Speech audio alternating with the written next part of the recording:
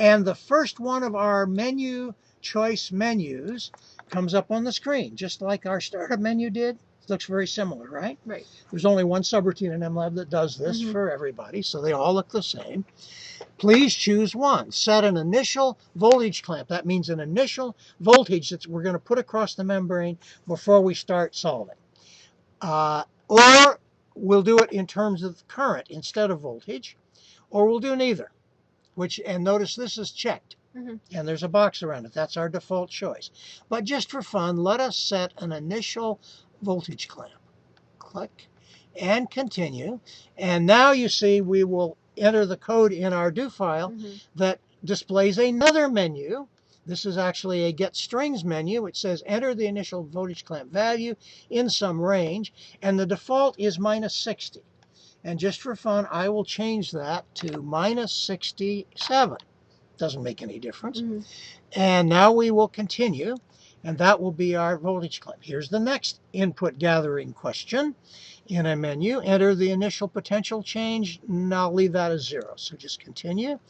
Enter the step current. If you want a current that is just going to be applied for 0.2 milliseconds first, you can enter it here, and there's a little note that says if you want to see the nerve fire, you want to see the actual transmissions of a signal, don't leave it at 0, but instead change it to something. We will change it to 55.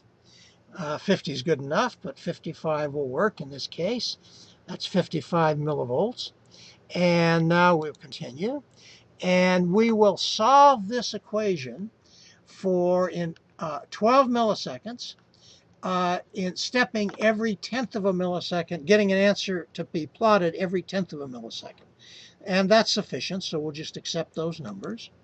And we solve, and here is the action potential we get with that initial voltage clamp and that 54 impulse added. So what happens is we start at -60 approximately, -60 millivolts, which is the resting charge across the membranes. That's how you tell if a cell is alive. If the cell is alive, it has a charge across the membranes, charge difference. If the cell is dead, then eventually all those ions will leak across the membrane and everything will become equal, and there will be a 0 charge across the membrane. So in this case, the cell is alive. And by the way, how does a cell maintain a charge across a membrane? There's a whole nother mechanism that moves potassium and sodium actively across the membrane in the opposite direction from the gradient of diffusion to maintain that, called the Sodium-Potassium Pump. So we're not studying that right now, but that's an important component of what's happening in a nerve.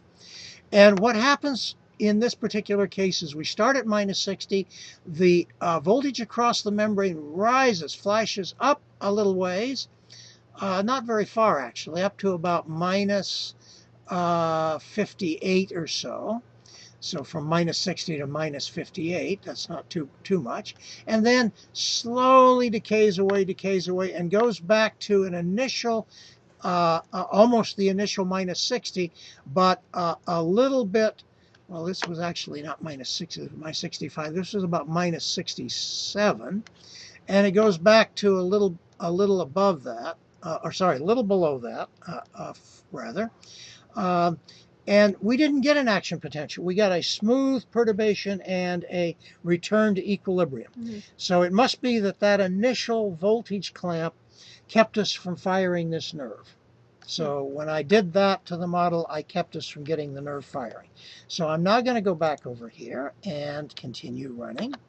And now I have finished running what happens with that experiment. And we're going to do this again. So I will again execute the command do quote x amples / HH Hodgkin-Huxley do ex dot do close quote, and we'll run it again, and we're pausing, and we hit a key, any key, and there's our solution, and we come over here and hit a key. And this time we won't set an initial voltage clamp because that actually disturbed our output. Continue. And we'll just do the default setup, which is set up just the right way. And we'll change this to 54. Again, that shouldn't make any difference. We'll continue that. And here is what's really called a action potential. If we look at this, the resting voltage is about -60. Right. The ions start flowing across the membrane in different directions, rising up to about -49 or so. There's a little plateau. It kind of waits for a while, and then boom, it takes off like this and goes up to about +48 or so. Okay, so a big jump in membrane potential from -60 to 48 positive. And then as this ring of open gates moves on down the axon, at this point the membrane potential begins to drop and drop and drop and drop, going back to normal. It actually drops a little below normal.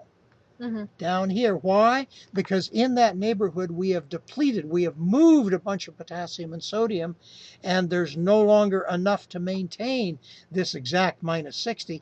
It takes a little while to recover from this by neighborhood diffusion, but mostly by other diffusion coming in to bring those molecules back into equilibrium.